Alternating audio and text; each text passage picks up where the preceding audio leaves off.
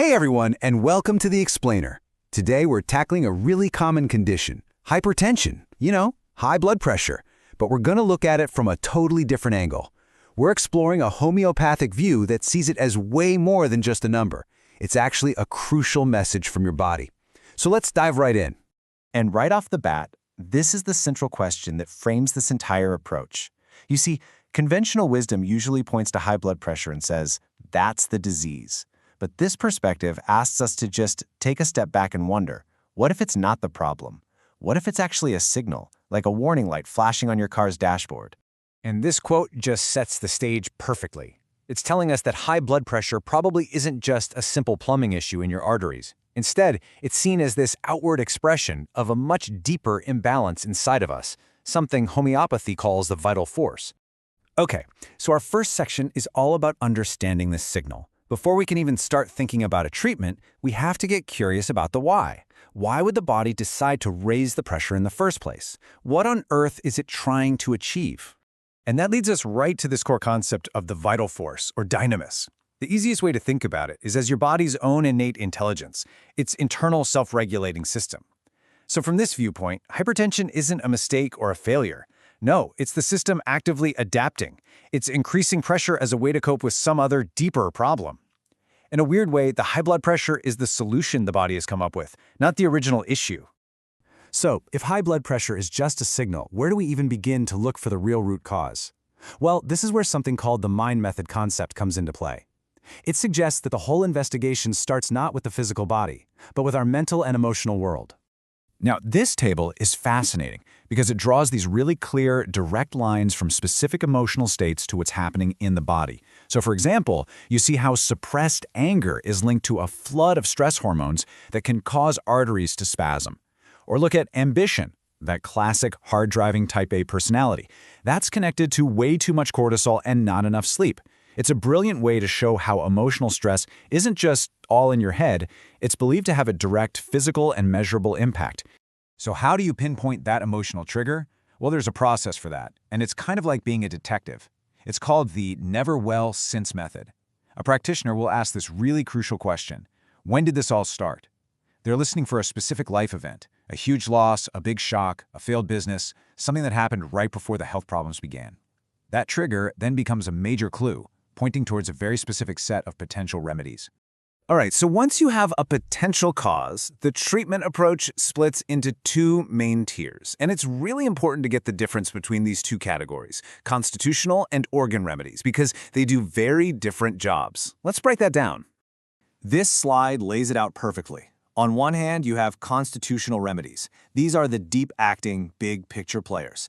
They're chosen to treat the whole person, their emotions, their personality, their life story, to really get at that root cause, like the grief we talked about. On the other hand, you have organopathic remedies. Think of these as the support crew. They're more targeted. They act on a specific organ, like the heart, to provide direct physical relief while the deeper constitutional work is underway. Now, to really get a feel for this, let's look at a few personas. First up is aura metallicum. This is for the person whose hypertension comes from a really profound loss, maybe a death, a business collapse, or a broken heart. The key feeling here is this deep, heavy melancholy, a sense that all the joy and purpose in life is just gone. And that feeling then shows up physically as violent palpitations and a feeling of intense pressure in the head. And here's one I think many of us will recognize, nux vomica, the driven hypertensive. I mean, this is the classic type A executive. Their high blood pressure is fueled by a lifestyle of overwork, too much coffee, and tons of stress. And what's the telltale sign? Waking up at 3 or 4 in the morning with their mind just racing about work, totally unable to fall back asleep. They're often irritable, super competitive, and just overly sensitive to everything. And finally, let's look at natrum muriaticum. This persona is for hypertension that's rooted in grief that's been held in for a long, long time. This is the person who's incredibly private with their sadness. They might seem reserved, they push away comfort from others, and they only let themselves cry when they're totally alone. Physically, all that suppressed emotion can show up as a headache that lasts from sunrise to sunset, and a really strong craving for salt. Okay, let's shift gears now. We've talked about the constitutional who, but now let's look at the organopathic what. We're diving into the specific tools a practitioner might use to give direct, physical support to the cardiovascular system when it's really under a lot of strain. And we're starting with a really remarkable one. This quote is about Crataegus, which you might know as hawthornberry. According to this source, it has a totally unique ability, a solvent power on those hard calcified deposits that can build up in arteries. It's described as a cardiac tonic that can literally help dissolve the physical gunk that's contributing to high pressure. Pretty amazing, right? Okay, time for a quick pop quiz. Imagine a patient walks in. They eat a lot of rich, heavy, meaty foods, their blood pressure is up, and when you look at their tongue, you see these very distinct red spots or papillae. Based on that very specific picture, what's the first remedy that should pop into your head? And the answer is Allium sativa, or good old garlic. Its #1 indication is for hypertension that's directly linked to a diet heavy in meat and animal fats. It's thought to help the blood vessels relax and open up. That unique combo of diet and tongue appearance is like a big signpost pointing right to this remedy. Let's try one more. This time, our patient is elderly. Their arteries have become stiff, one of their heart valves isn't closing properly, and they have a lot of fluid retention and swelling, especially in their legs. For that specific cluster of symptoms in an older person, what's the go-to remedy?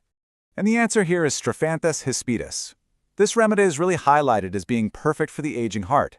It's said to help restore tone to a weakened heart muscle, and it also acts as a safe diuretic, helping the body get rid of that excess fluid. So it reduces the swelling and takes a huge load off the heart. Now, for a few key pieces of wisdom, we'll call them clinical pearls. Pearl number 1 is all about the order of operations. You always have to start by dealing with the maintaining cause, the stress, the diet, whatever it is. Then you find the deep constitutional remedy for the person.